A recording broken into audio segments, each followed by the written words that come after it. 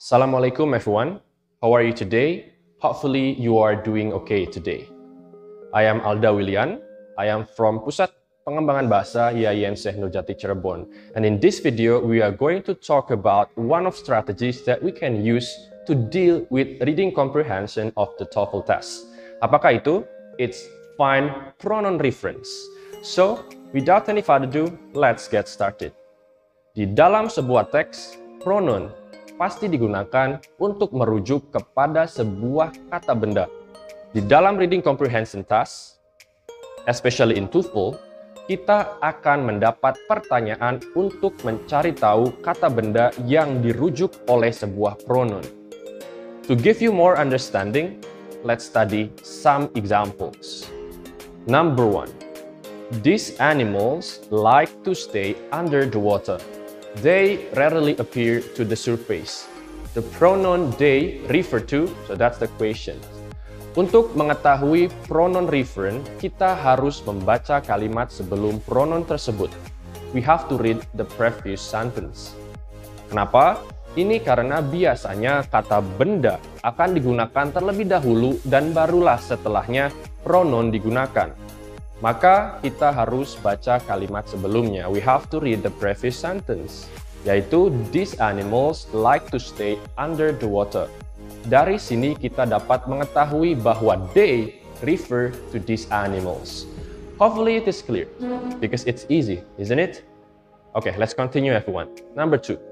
My mother fed the cat in front of our house. It has a very beautiful eyes. The question is, the pronoun it refers to... Okay, so we have to do the same. What is it? We have to read the previous sentence. Kita harus membaca kalimat sebelum pronoun tersebut. My mother fed the cat in front of our house. Dari sini kita dapat mengetahui bahwa pronoun it refer to the cat. Easy, isn't it? Hopefully it is clear, everyone. Hopefully it is helpful for you. Okay, everyone. Hopefully you can understand my explanations. Now I have one text and one sample questions. Ketika kita berhadapan dengan soal reading, yang harus kita selalu lakukan adalah membaca pertanyaannya dulu. We have to read the questions. Kenapa? Itu agar kita mengetahui apa yang harus kita cari ketika kita membaca teksnya. So, let's read the questions. The pronoun it in line 2 refers to blah blah blah.